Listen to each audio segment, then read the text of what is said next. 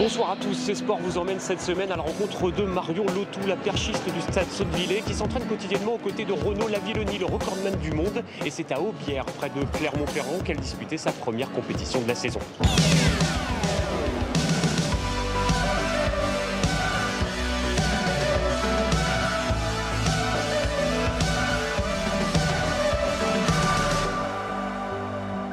Ce soir, on parlera aussi du choc au sommet de Ligue Magnus entre Rouen et Grenoble. Une rencontre en forme de revanche de la finale de la Coupe de la Ligue. Nous découvrirons ensuite une discipline, le tir sportif, que l'on peut pratiquer dès l'âge de 9 ans au club de la Cible d'Évreux. Enfin, on reviendra sur toute l'actualité sportive de cette semaine. Clermont-Ferrand et la place de Jaude en guise de décor. Voici 2 ans que Marion Lotou s'est enracinée dans le Puy-de-Dôme. À 25 ans, la Bretonne d'origine grandit loin des siens, loin de sa Normandie d'adoption aussi et de son club, le stade Sottevillers qu'elle représente lors des compétitions nationales. L'histoire d'une perchiste exilée, formée pendant 4 ans à l'INSEP, qui a rejoint ici, au Pôle France, les meilleurs de sa discipline. Vraiment pour trouver un groupe d'entraînement.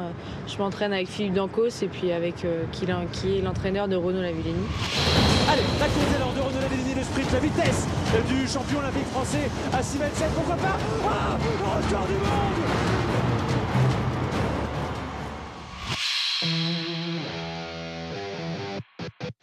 Malgré un diplôme de podologie en poche, la perchiste a décidé de se consacrer à 100% à son sport. L'athlétisme, il en est même question jusque chez elle. La Sottevillers partage depuis 1 an une colocation avec Jérémy, un sprinter de niveau régional. Même âge et même centre d'intérêt. On papote, un petit café, une petite trappiste. Une trappiste. Une petite trappiste. Une petite trappiste. Allez. Je sais que je ne ferai pas ça toute ma vie, donc ça va durer quelques années. Tant que je peux en vivre, j'essaye de tout mettre en place pour que ça se passe le mieux possible. Et ça se passe plutôt bien. En 3 ans, Marion reste sur une participation aux Jeux Olympiques et 2 finales internationales, l'une mondiale, l'autre européenne, sans compter les titres nationaux en plein air et en salle. En 1 an, elle a gagné 10 cm pour franchir 4,60 m et devenir ainsi la 3e meilleure perchiste française de tous les temps. Je continue à élever mon niveau et je pense que quand j'aurai réussi à être régulière vers les 4,50 m, 60, là je pourrais envisager d'aller un petit peu plus haut vers les 4,70 m.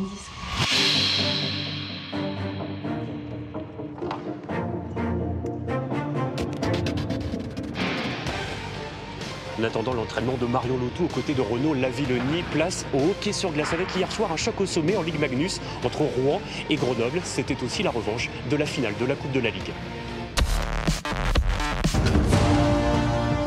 Une revanche et un sommet. Face à face, les 2 premiers du championnat.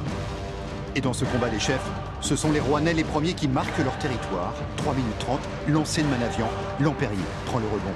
1-0 pour des Dragons conquérants. L'Île-la-Croix exulte, mais va rapidement déchanter.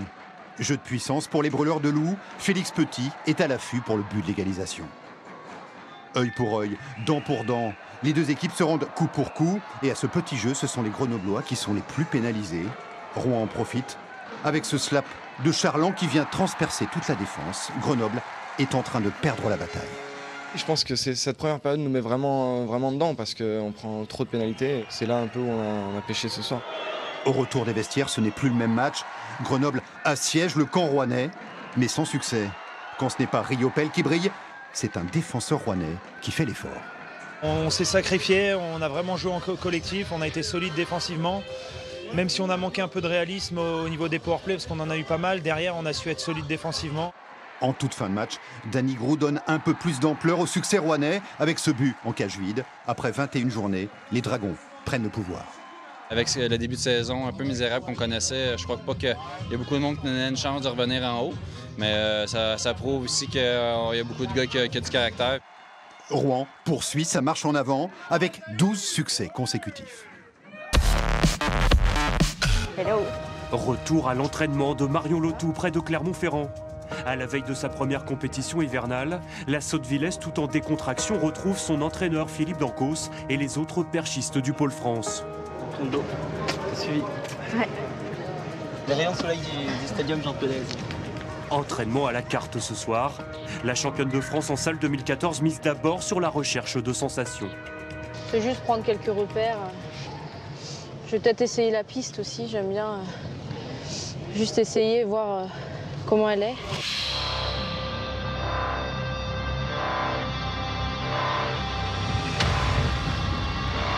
Si le pôle France compte plusieurs entraîneurs nationaux, Philippe Dancos, sélectionné au JO de Séoul et Barcelone, en est la figure de proue.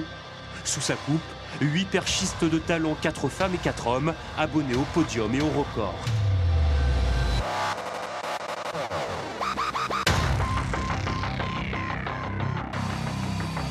J'essaie d'être aussi passionné que les athlètes que j'entraîne et puis voilà, après il n'y a pas de méthode miracle, il n'y a pas de gourou, il n'y a pas de secte, il n'y a rien du tout. On essaie de bosser le mieux possible avec les meilleurs résultats possibles. Quand Marion choisit de ne pas sauter pour se préserver, Renaud Lavillenie, lui, franchit inlassablement les barres à 5,20 m, 24 heures avant son grand retour à la compétition. Une simple mise en jambe pour celui qui a été élu athlète de l'année par la Fédération internationale. On va pas le voir tous les jours comme quelqu'un qui est non plus recordman du monde, on l'apprécie tel qu'il est. Et c'est une relation assez simple en fait qu'on essaye d'avoir avec lui.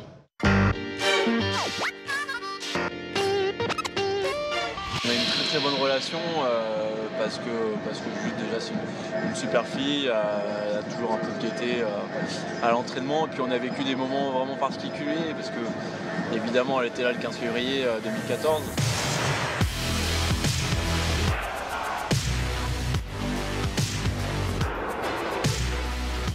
Moi, je me rappelle, je suis restée bouche bée comme ça pendant 1 minute, la bouche ouverte. Non, mais Marion réagit. Non, je ne pouvais pas réagir. L'entraînement de Marion aura duré une petite heure. Il faut maintenant préparer les perches pour le lendemain, des plus souples aux plus dures. En fait, il y a des numéros là aussi pour savoir la dureté de la perche en fait. Une précision sans laquelle on ne peut espérer gagner quelques précieux centimètres. Et l'on va parler de précision encore avec ce coup de projecteur sur le tir au pistolet et à la carabine. Dans le club de la cible d'Évreux, l'apprentissage commence dès l'âge de 9 ans dans le respect le plus total des règles. Il n'y a pas d'âge pour le tir. Dans ce club, on arme, on vise et on presse sur la détente dès le plus jeune âge.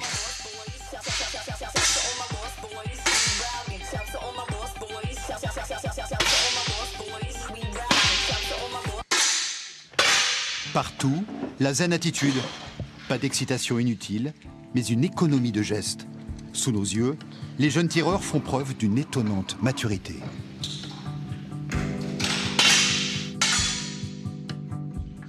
La sécurité, ça leur vient naturellement très vite tout seul. En plus, bon, on manipule des armes qui sont des armes à air comprimé. C'est pas non plus... mais on n'a pas de souci de ce côté-là.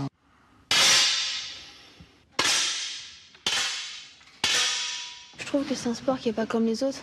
Puis je trouve que ça change. On nous fait confiance en nous faisant tenir une arme qui est quand même assez dangereuse. Et... Enfin, je sais pas comment expliquer.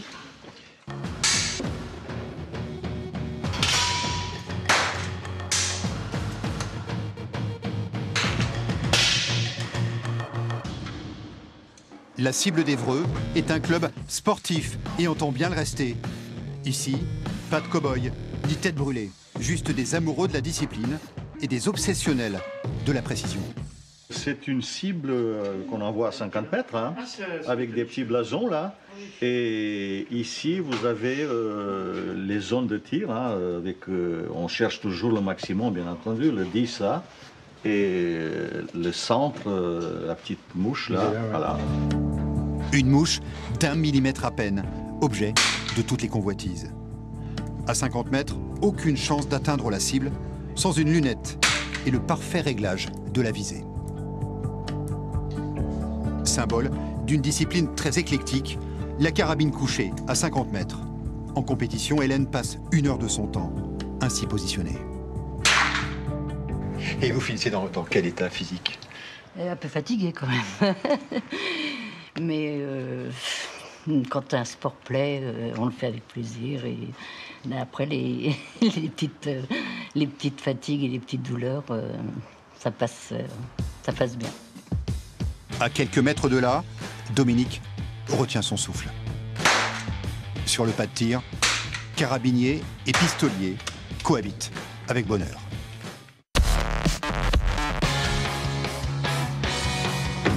T'as pris la galette? Ouais, la galette et le pays. Ah regardez, nous avons nos petits chaussons. De retour à Aubière, près de Clermont-Ferrand, chez Marion Lotou. Ce soir, la perchiste du Stade Sautevillers disputera sa première compétition de la saison. Et à midi, elle reçoit d'autres athlètes venus de Bordeaux, des amis qui eux aussi participeront au Michelin Capital Perche. La plupart du temps, ça se fait quand on est après la compétition, donc autour d'une bonne bière en général. Et plus si affinité. Plus si affinité, c'est quoi? Plus si affinité, une deuxième bière. Merci.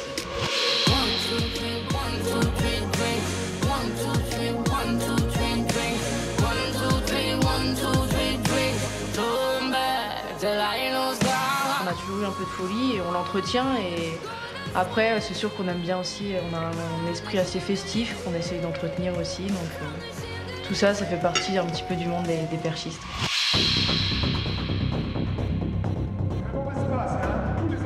À 5 minutes à pied de chez Marion, le stadium Jean Pelaise, son terrain d'entraînement quotidien.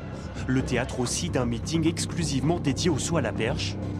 Cet hiver, Marion brigue une sélection pour les championnats d'Europe en salle début mars à Prague.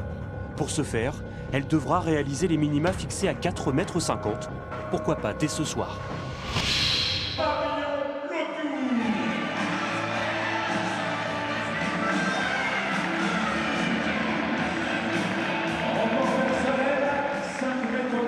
Et juste avant le premier saut de Marion Lotou, je vous propose de retrouver toute l'actualité sportive de la semaine. C'est la belle surprise de ce week-end. Les basketteurs havrais ont décroché leur ticket pour la Leaders Cup qui réunira les 8 meilleures équipes de Pro A. Une qualification acquise grâce à leur succès face à Pau-Orthez. Un exploit pour le plus petit budget du championnat. C'est la 4e victoire et suite. Et ça, c'est une très très bonne équipe. Tout le monde a joué avec l'Écosse ce soir et c'est pour ça que lui a gagné le match ce soir. Déception en revanche pour le SPO Rouen qui échoue aux portes de cette Leaders Cup. Les Rouennais ont été battus à domicile par Dijon, 84-90. Il n'y a pas eu de miracle car Rouen était privé de plusieurs joueurs majeurs. Pour le STB, direction Disneyland Paris du 20 au 22 février prochain. Le SPO 11e restera à la maison. Sourire de façade pour les dirigeants du HAC. Vendredi, ils ont vu leur budget validé par la DNCG. En revanche, côté rachat, c'est toujours le flou le plus total. Sur le terrain, c'est la soupe à la grimace avec cette nouvelle défaite sur le terrain du GFC Ajaccio. 7e rencontre de suite sans victoire pour le HAC qui s'enfonce au classement. Les Ciels et Marines sont à 4 points du premier relégable. L'horizon se dégage en revanche pour les handballeuses du HAC. Les Ciels et Marines sont allés chercher une précieuse victoire en terre niçoise, 30-27. Un succès qui leur permet de remonter à la 5e place du classement. Cet après-midi, ce ne fut pas une partie de plaisir pour les rugbymen rouennais. Ils ont certes battu plaisir, 28-10 avec 4 essais à la clé et le point du bonus offensif, mais rien ne fut facile. Un succès qui s'est construit en première mi-temps avec un score de 21-3 à la pause. Rouen plus que jamais leader de sa poule de Fédéral 2. Et maintenant, place à l'agenda de la semaine prochaine. En football, l'US Quevilly affrontera mardi Bastia en 16e de finale de la Coupe de France. Malgré 3 divisions d'écart, les Canaries peuvent croire une fois encore à l'exploit. De la perche encore, samedi, le recordman du monde Renaud Lavillenie et le gratin de la perche française ont rendez-vous au Kind Arena pour la 3e édition du Perche Elite Tour à Rouen. Enfin, en hockey sur glace, les Dragons de Rouen se déplaceront à Marseille pour y affronter les Gothiques d'Amiens en finale de la Coupe de France. Le RHE qui tentera de décrocher un 5e titre. Retour à la compétition avec Marion Lotou, la perchiste sautevillaises. Son concours commence à 4,06 m, une barre de réglage qu'elle franchit à son 2e essai. Mais rapidement, on sent que la triple championne de France en salle n'est pas dans un bon jour. Elle échouera par 2 fois à 4,21 m. Tu mets un pied et demi, Marion, et tu pousses longtemps. Tu prends la perche dans la gueule, là, c'est juste ça. Malgré un saut réussi à son dernier essai à 4,21 m, sa soirée sera plus courte que prévu. Fin de concours sur un échec à 4,31, loin de son record. quand sa camarade d'entraînement, Marion Fiac, établit un nouveau record de France à 4,71 m. Renaud Lavillenie, lui, survole les débats chez les hommes à 5,80 m. J'ai pas eu les bonnes intentions ce soir et il faut vraiment que je travaille là-dessus parce que c'est super frustrant et là je vais rentrer chez moi vraiment un peu démoli là. Mais bon, c'est le sport. Voilà, c'est la fin de ce C'est Sport. Merci de l'avoir suivi. À la semaine prochaine.